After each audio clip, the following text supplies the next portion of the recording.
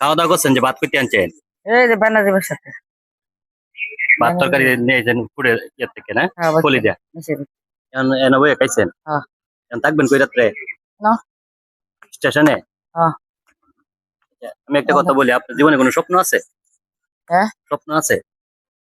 কি স্বপ্ন আর থাকবো, কোনো স্বপ্ন নাই? গড়ি গড়ি খাই। এখন জীবনের স্বপ্ন একটাই, কটা খায়া খায়া চলতে লিও। হ্যাঁ। হ্যাঁ, আপনার ছেলে মেয়ে নাই? ছেলে মেয়ে আছে, তা বাবা কইলো অনেক কিছু, বাড়ি ঘর আছে মেশিন নিচে। বাড়ি কই? মূলত বাড়ি কই আপনার? গাজীপুরে না অন্য জায়গায়? গাজীপুরি। গাজীপুরে। রাত্রে কি খাইবেন?